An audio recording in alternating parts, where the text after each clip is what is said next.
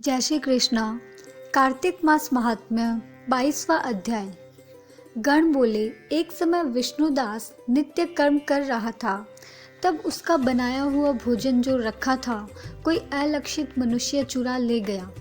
भोजन वहां न देखकर दोबारा भोजन बनाने में देरी होने के भय से सायंकाल की पूजा कर दी और भोजन नहीं बनाया।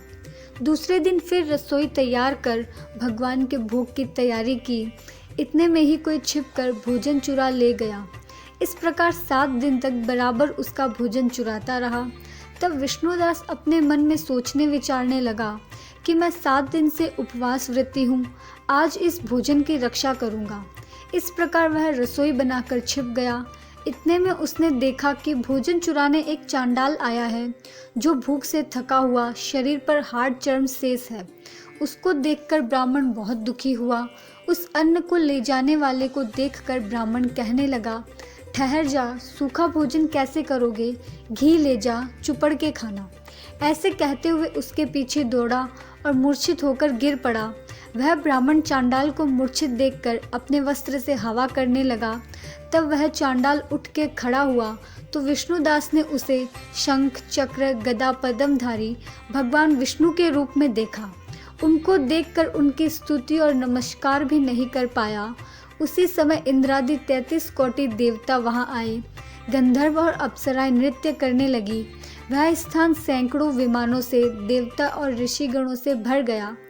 सब गाने बजाने लगे। तब विष्णु भगवान सतोगुणी अपने भक्त को छाती से लगाकर और समान रूपता दे उसे बैकुंठ ले गए। सुंदर विमान में बैठे हुए विष्णु के समीप जाते हुए ब्राह्मण को दीक्षा युक्त चोल राजा ने देखा।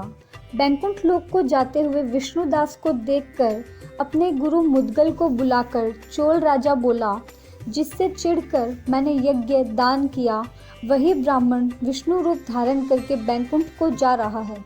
दीक्षा लेकर जो मैंने इस वैष्णव क्षेत्र में यज्ञ किया और दान आदि से ब्राह्मणों की कामना पूरी की, परंतु आज तक भी विष्णु मुझसे प्रसन्न क्यों नहीं हुए।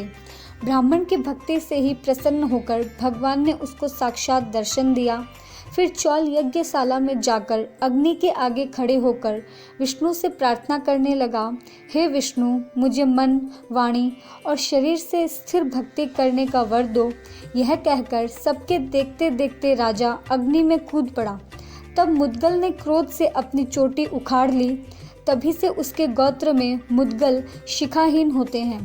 तभी अग्नि से प्रकट हुए भक्तवत्सल भगवान राजा को आलिंगन करके सुंदर विमान में चढ़ा लिया और अपना स्वरूप देकर उसको देवताओं समेत बैकुंठ को ले गए।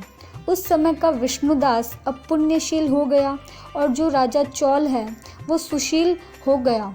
ये समानता पाने वाले दोनों भगवान के द्वारपाल हो विष्णु लोक में वास करने लगे। आगे की कथा अगले अध्याय में। तब तक के लिए वीडियो को लाइक करें, शेयर करें और चैनल को सब्सक्राइब करें। जय श्री कृष्णा।